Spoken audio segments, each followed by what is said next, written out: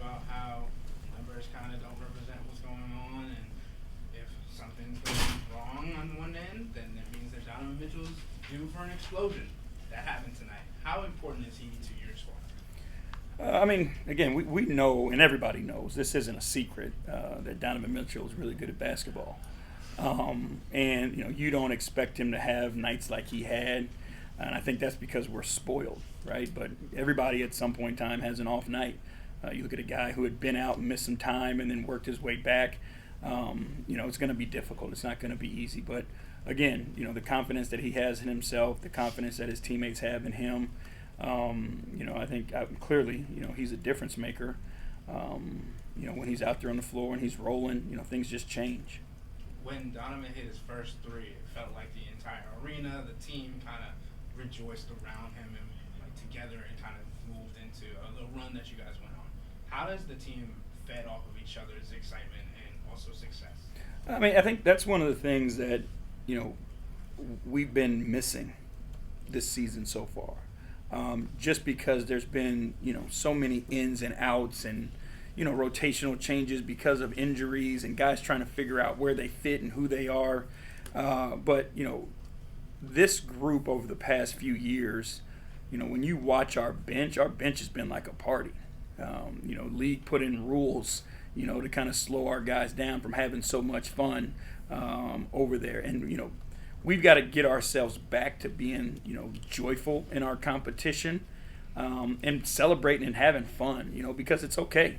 You can compete your tail off and have fun while you're doing it. And so, that's the message to the group is like, just find the joy in the competition. But the only way we're going to be successful is if we do it together.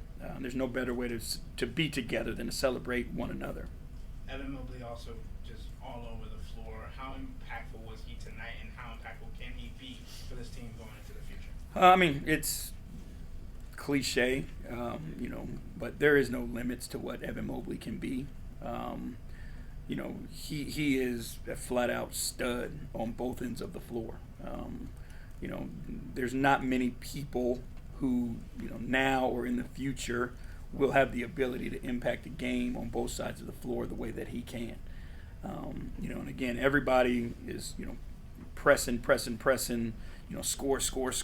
score. But Evan Mobley is an elite basketball player. He's not a one-dimensional guy. A stat doesn't dictate how impactful he is on the floor.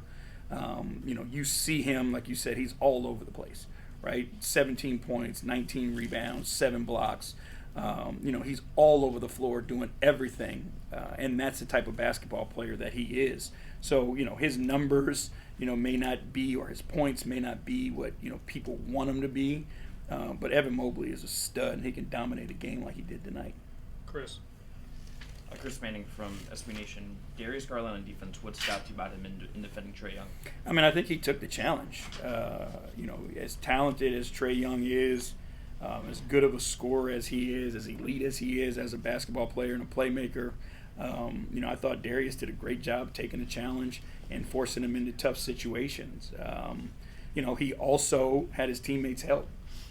That's the way our team is built defensively. It's never one man's job to slow down a guy as elite as Trae Young. So our big guys, I thought, did a phenomenal job in pick and roll, but Darius did a great job of taking the challenge and getting them to the spots where we needed him to be so that our bigs could do their job. So, again, you can't say enough about the job that they did on those guys tonight in the backcourt.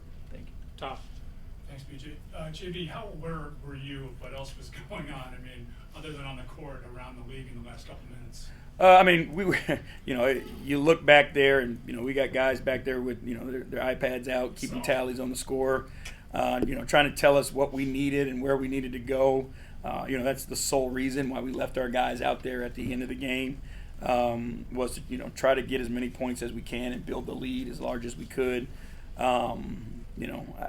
We'll see what happens. I don't know what the odds are anymore since I walked in here, but again, these are learning lessons for us. We had that Detroit game. We had a 16-point lead down the stretch. Took our foot off the gas a little bit, but again, padded our differential. So again, these are things that we're learning through this new process. But again, I am a very traditional NBA guy. But like, this is fun, and it's awesome for the league. Along those lines, did it feel a little weird leaving them out there then? Because we talked before the game about the unwritten rules and just having their backups out there against your first. Yeah, I mean, you just have respect for those unwritten rules, right? And you have respect for your opponent and respect for the other coach that's down there because you've been on the other end of that and you understand, what it's like, to kind of feel like it's being rubbed in. So it's not an easy thing to do, but the incentive is there, and it's what you have to do. And I think again, coaches understand that, and players, understand it as well. I just think it's something that needs to continue to be highlighted so that people do really understand what's going on. Cam. Cam Justice, News 5 Cleveland. JB, you've talked a lot about your defensive identity on this team. Tonight, Isaac Okoro seemed to really bring some energy out there. What did you see from him tonight, and how does the team play off of him when he's bringing that energy on the court, defensively especially? I mean, he's got the ability, to shut guys down and eliminate them from a game. He's like one of those Deion Sanders cornerbacks, Darrelle Revis type of guys who, you put that guy out there and he's on an island by himself. And he's got the ability to do that. And, what it does is it allows us to do so many other things defensively because he doesn't need help. He can get through screens without getting help. He can guard guys one-on-one without needing help. So it allows your weak side to just do so many things. And again, like, our guys feed off of each other. And I think that's where, we really need to get to and stay is, the whole of our team is the most important thing. And everybody's got a job that they have to do. And we don't function well if that one person's not doing their job. And, celebrating that person for doing their job. Everybody's job isn't going to be to score 40 points. But every single guy in that locker room is important to us, and we got to make sure we accentuate that, and the guys continue to believe in that. Changed from 92. Oh, you changed your hat, huh? Well, you was a little cold up there. Yeah. You got a request for next year? No, I'm done with you. You wore that hat. You're done. Man, don't be like that, I'm petty. We got I the am same petty. initials, JB and JB. Yeah, it's too late. James. You wore a Cowboys hat. You doubled the Hawks in points in the paint. How were you guys able to do that, handle in that area? I mean, we just wanted to be aggressive. We obviously studied the tape and watch how they defend, pick and roll primarily. And they lift their big guys out of the pick and roll to trap, So when you get the ball in the pocket, there's anything but smalls left back there. So we wanted to get the ball in the pocket as much as we can and then be aggressive and then force them into rotations and then, again, continue to drive after those rotations and not just settle. So I think our guys did a great job of just being attack-minded and understanding where we had an advantage. Last one, Spencer. Spencer Davies, Cavs Insider.